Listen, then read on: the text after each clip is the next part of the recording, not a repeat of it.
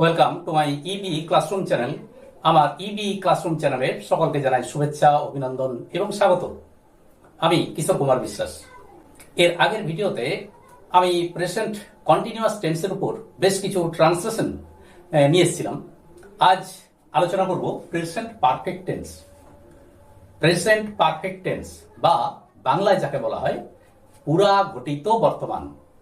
পুরা ঘটিত বর্তমান, পুরা ঘটিত। পুরা পুরা শব্দের অর্থ কি না অতীত, যেটা ঘটে গেছে, পুরা ঘটিত, পুরা কালে ঘটিত অথচ বর্তমান। হ্যাঁ, যে ব্যাপারটা হচ্ছে এইটাই যে পুরা ঘটিত, পুরা কালে ঘটে গেছে অথচ বর্তমান। তার মানেটা কি? কাজটা আগে ঘটে গেছে কিন্তু তার ফল এখনো বর্তমান। তো এই কারণেই এর নাম হলো পুরা ঘটিত বর্তমান, প্রেজেন্ট পারফেক্ট টেন্স। প্রেজেন্ট অর্থাৎ বর্তমান। তো কাকে বলে প্রেজেন্ট পারফেক্ট টেন্স? কাকে বলে? ডেফিনিশন: যখন কোনো কাজ অতীতে ঘটে গেছে কিন্তু তার ফল এখনো বর্তমান, এরূপ বোঝায়, তখন ভার্বের প্রেজেন্ট পারফেক্ট টেন্স হয়। কাজটি অতীতে ঘটে গেছে কিন্তু তার ফল এখনো বর্তমান। তাহলে আমরা বাংলায় চিনব কিভাবে? তো বাংলায় চেনার ব্যাপার হচ্ছে এই যে কাজটা ঘটে গেছে কিন্তু তার ফল বর্তমান, এক নাম্বার। দ্বিতীয় নাম্বার কি? ক্রিয়াপদের সাথে আছি অন্তস্থ আকার ছয়রস্যি, আছো অন্তস্থ আকার ছ অবলিক আছেন ইত্যাদি যোগ থাকে। তো বাংলায় ক্রিয়াপদের সাথে আছি, আছো, আছেন এগুলো যোগ থাকবে। এবার ইংলিশ স্ট্রাকচারটা কেমন হবে? সেন্টেন্স স্ট্রাকচার আমরা জানি যে প্রথমেই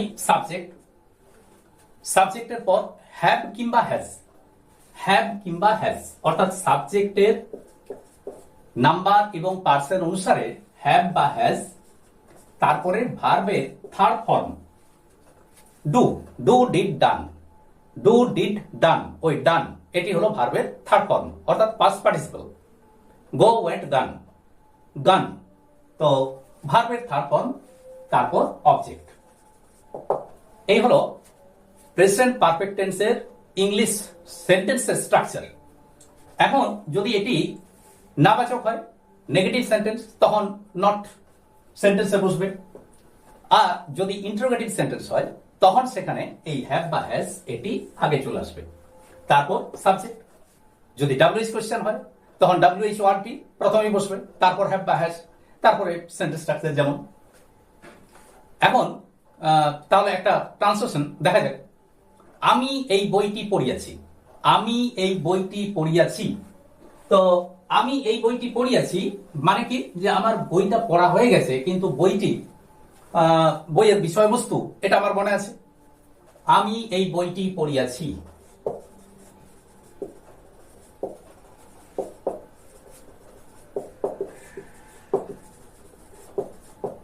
আমি এই বইটি পড়িয়াছি, তাহলে আমি আই। এবার কি? হ্যাভ কিংবা হ্যাজ, তাহলে আই হ্যাভ পড়িয়াছি, পড়া, রিড, তাহলে রেড, তাহলে রেড RED এই বইটি, this book, I have read this book. তুমি এই ছবিটি আঁকিয়াছো, তুমি অর্থাৎ ইউ হ্যাভ, আঁকিয়াছো আঁকা, তাহলে ড্র এর past participle third form drawn, তাহলে you have drawn this picture,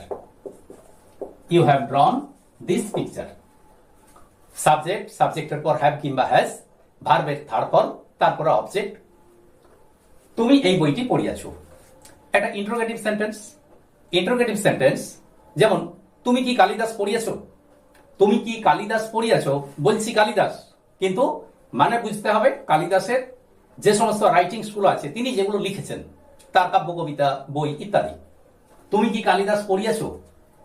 কিভাবে ট্রান্সলেশন করব? হ্যাভ ইউ, যেহেতু এটি ইন্টারোগেটিভ সেন্টেন্স, কাজেই have you read, third form Kalidas. যদি বলা হয় তুমি কি কখনো পুরী গিয়েছো,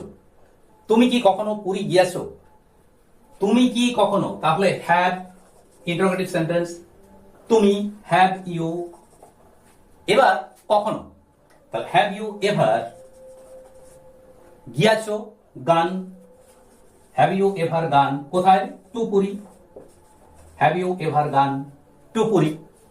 তাহলে বুঝতে পারলাম যে অ্যাফার্মেটিভ সেন্টেন্স এবং ইন্টারোগেটিভ সেন্টেন্স কেমন ভাবে গঠন করা হয় প্রেজেন্ট পারফেক্ট টেন্সে।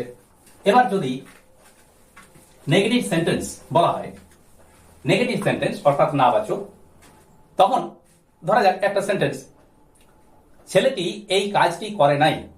ছেলেটি এই কাজটি করে নাই, করে নাই অর্থাৎ করিয়াছে না, বুঝে নিতে হবে করিয়াছে না।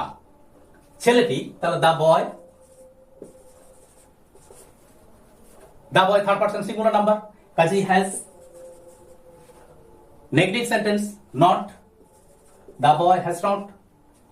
করা, ডু, তাহলে ডু এর third form done, the boy has not done এই কাজটি, this work. The boy has not done this work, the boy has not done this work. সে এই গ্লাসটি ভাঙে নাই অর্থাৎ ভাঙিয়াছে না, ধরে নিতে হবে, বুঝে নিতে হবে, ভাঙে নাই অর্থাৎ ভাঙিয়াছে না। He has not, he has not, ভাঙা, ব্রেক, ব্রোকেন থার্ড ফর্ম হলো ব্রোকেন, তাহলে ব্রেক, ব্রোক, ব্রোকেন।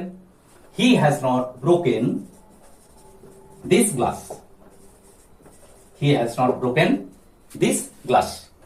সে এই গ্লাসটি ভাঙে নাই, he has not broken this glass. তাহলে আমরা বুঝতে পারলাম যে প্রেজেন্ট পারফেক্ট টেন্স তার স্ট্রাকচার কেমন হয়, কিভাবে এটিকে চিনব।